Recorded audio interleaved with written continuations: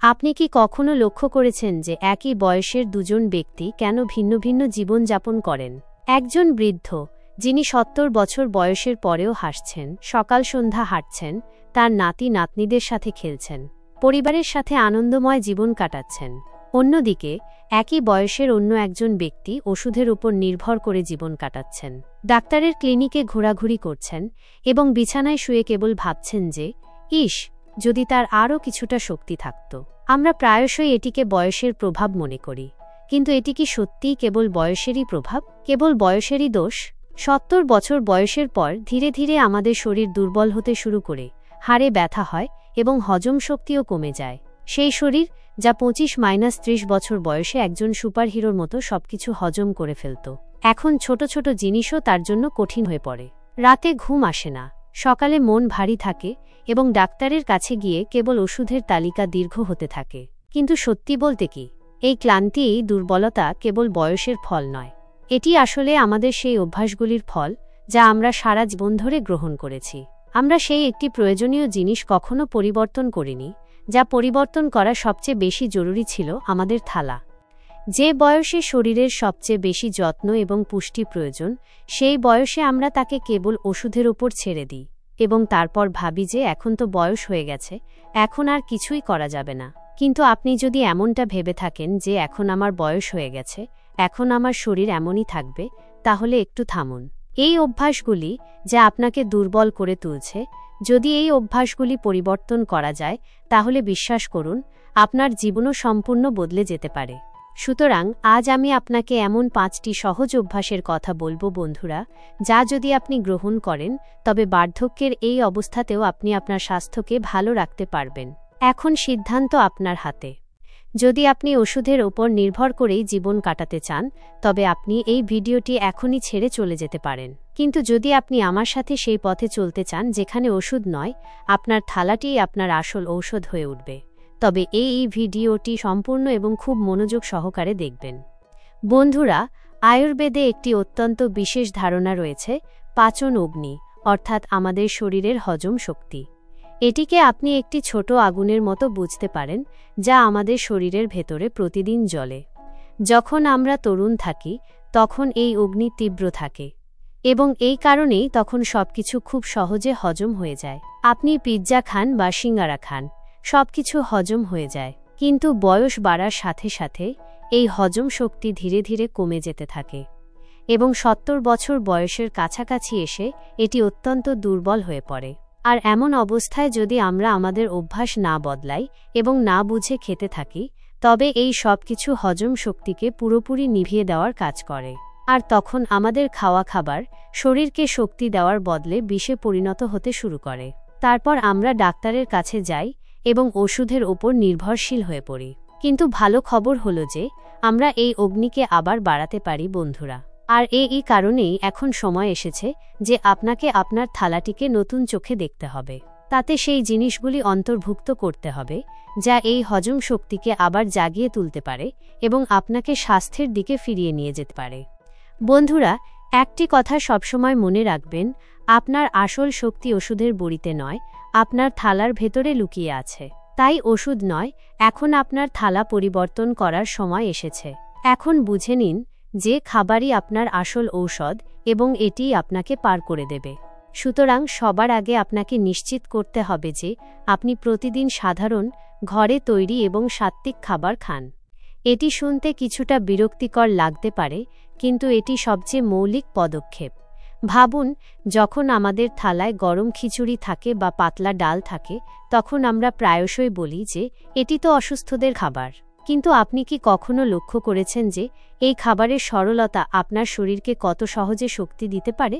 খিচুড়ি, মুগ ডাল, হলুদ, আদার জল, এই সব জিনিসগুলি জাঁকজমকপূর্ণ খাবার নয়, কিন্তু এগুলি আপনার শরীরের ভেতরে গিয়ে সেই কাজ করে যা কোনো দামি ঔষধও করতে পারে না। এছাড়াও, যেমনটা আমি আপনাকে বলেছি যে বার্ধক্যে হজম শক্তি দুর্বল হয়, তাই সাধারণ খাবার খেলে আপনার অগ্নির উপর অতিরিক্ত চাপ পড়ে না এবং এটি সুস্থ হওয়ার সুযোগ পায়, উন্নত হওয়ার সুযোগ পায়।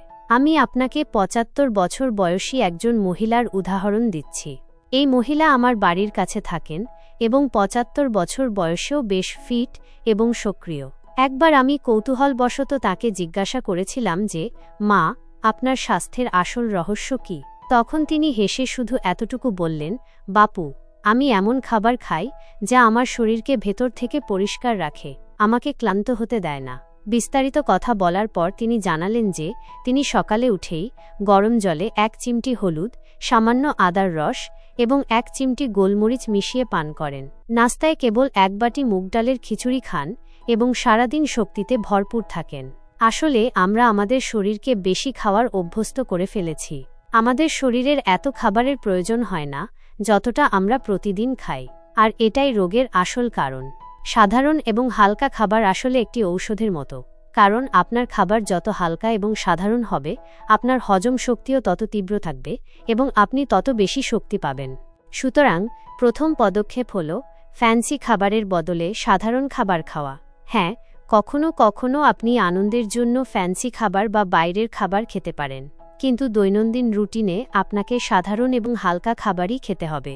60-70 বছর বয়স পার করার পর আমাদের সবচেয়ে বড় ভয় লাগে যে যদি আমরা পড়ে যাই তাহলে হাড় ভেঙে যাবে এবং তারপর ওঠা বসা কঠিন হয়ে পড়বে।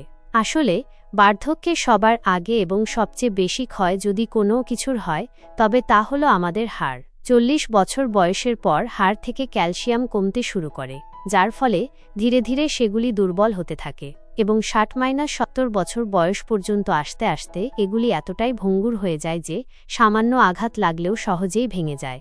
কিন্তু আপনি কি জানেন যে হাড় মজবুত রাখার জন্য আপনাকে দামি সাপ্লিমেন্ট নেওয়ার প্রয়োজন নেই?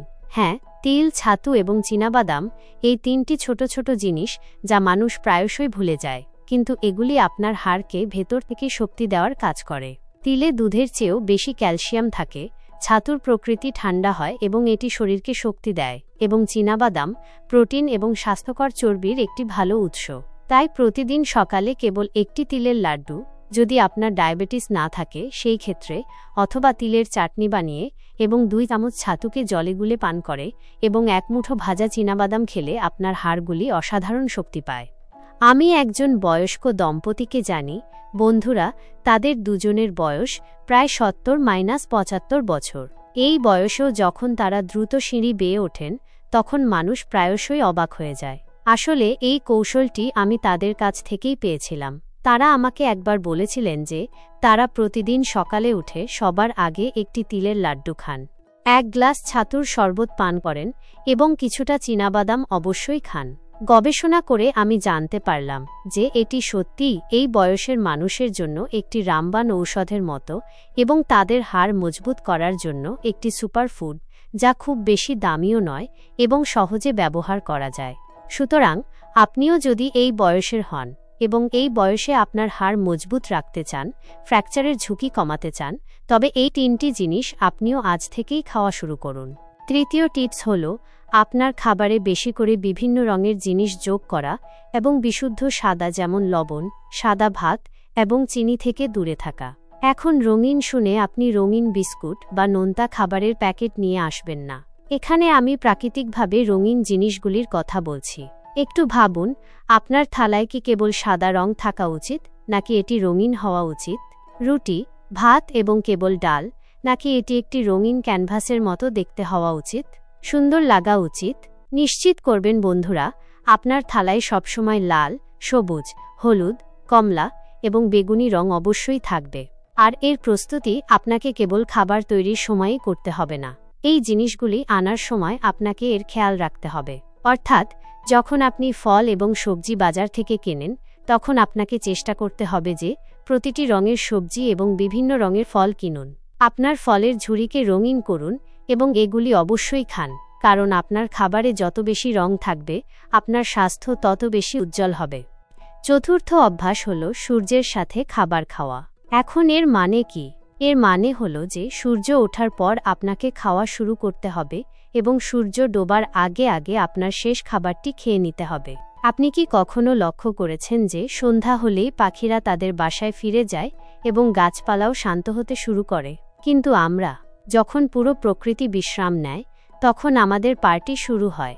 আমি দেখেছি যে বেশিরভাগ মানুষ রাতের বেলায় সবচেয়ে ভারী খাবার খায় এবং তারপর জিজ্ঞাসা করে যে বিশ্রাম নেওয়ার সময় রাতে আমার ঘুম কেন আসে না। অস্থিরতা কেন থাকে? আপনি রাতে কেমন খাবার খান? ভারী না হালকা? আমাকে মন্তব্য করে অবশ্যই জানাবেন, যাতে আমি জানতে পারি আমার দর্শকরা কতটা সচেতন। বন্ধুরা, সত্যি কথা হলো যে সূর্য ডোবার পর আমাদের হজম শক্তি অনেক কমে যায়। সন্ধ্যা ৬টা থেকে ৭টার মধ্যে যদি আপনি রাতের খাবার খেয়ে নেন, তবে আপনার শরীর সেই খাবারকে আরামে হজম করে। আমি নিজেও এমন বয়স্কদের দেখেছি বন্ধুরা, অনেকেই সূর্য ডোবার আগেই তাদের খাবার শেষ করে ফেলেন এবং এটি সত্যিই একটি চমৎকার অভ্যাস। বন্ধুরা, যখন আপনি সূর্যের সাথে চলেন তখন আমাদের শরীরের সার্কাডিয়ান রিদম সঠিকভাবে কাজ করে এবং শরীরে সূর্যের মতোই শক্তি বজায় থাকে। ৭০ বছর বয়স পার করার পর বন্ধুরা, আমাদের হজম শক্তি দুর্বল হতে শুরু করে, এটি আপনারা সবাই জানেন। কিন্তু এর একটি খুব বড় কারণ, যা মানুষ প্রায়শই ভাবে না, তা হলো তাদের খাবার সম্পর্কে ভুল ধারণা রাখা, ভালো না ভাবা এবং দ্বিতীয়ত প্রয়োজনের চেয়ে বেশি খাবার খাওয়া। একজন বয়স্ক সাধু খুব সুন্দর একটি কথা বলেছিলেন।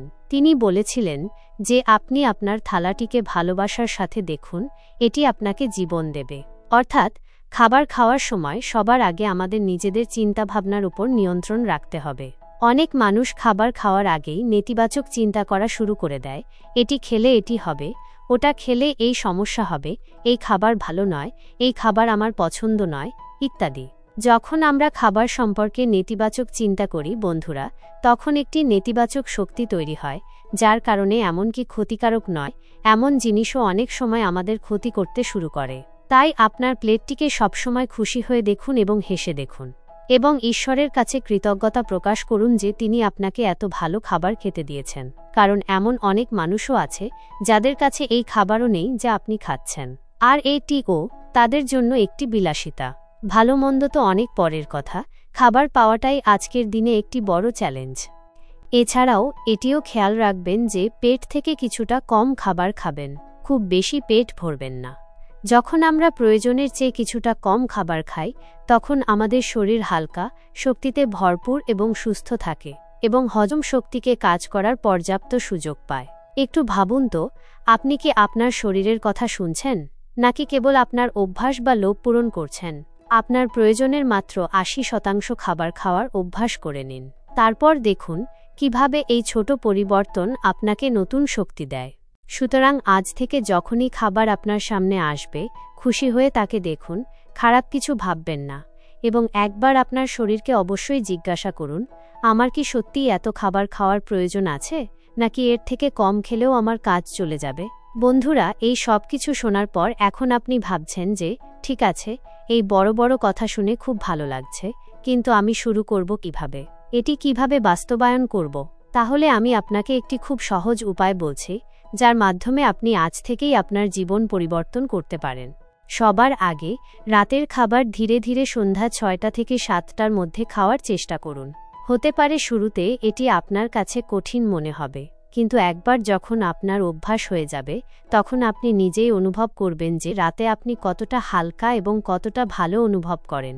দ্বিতীয়ত, সকালে বিস্কিট বা রুটির বদলে একটি তিলের লাড্ডু বা ছাতুর শরবত পান করুন এবং সাথে এক মুঠো চীনাবাদাম অবশ্যই খান। যদি গরম বেশি থাকে তবে আপনি তিল এড়িয়ে যেতে পারেন এবং চীনাবাদামকে সারারাত জলে ভিজিয়ে রেখে সকালে খেতে পারেন। তৃতীয়ত, দুপুরের খাবারে ভাতের বদলে হালকা মুগ ডালের ডালিয়া বা বেসনের চিল্লা নিন অথবা খিচুড়ি চেষ্টা করুন, আর এর সাথে প্রচুর রঙিন সালাদ অবশ্যই খান। আর রাতে ভারী রুটি এবং মশলাদার সবজির বদলে স্টিমড সবজি, স্যুপ বা হালকা ডালের জল পান করুন। কেবল এই সহজ পরিবর্তন ধীরে ধীরে আপনার জীবনে আনা শুরু করুন এবং বিশ্বাস করুন, আপনার জীবন বদলে যেতে শুরু করবে। বন্ধুরা, মনে রাখবেন, আপনার জীবনের রিমোট ডাক্তার বা ওষুধের কাছে নেই, বরং আপনার রান্নাঘরে, আপনার প্লেটের ভেতরে রাখা আছে। মনে রাখবেন, খাবার এমনভাবে খান যেন এটি ঔষধের কাজ করে এবং আপনার ঔষধের প্রয়োজন না হয়। এমনটা যেন না হয় যে খাবারের বদলে ভবিষ্যতে আপনাকে ঔষধ দিয়ে পেট ভরাতে হয়। ভিডিওটি পছন্দ হলে এটি লাইক করুন, নতুন হলে সাবস্ক্রাইব করুন এবং সবার সাথে শেয়ার করুন, যাতে আরও মানুষ এই জ্ঞান অর্জন করতে পারে এবং তাদের জীবন পরিবর্তন করতে পারে। দেখা হচ্ছে একটি নতুন ভিডিওতে, ততক্ষণ পর্যন্ত নিজের খেয়াল রাখুন, হাসতে থাকুন। ঈশ্বর তথ্য চ্যানেলের সাথে থাকুন।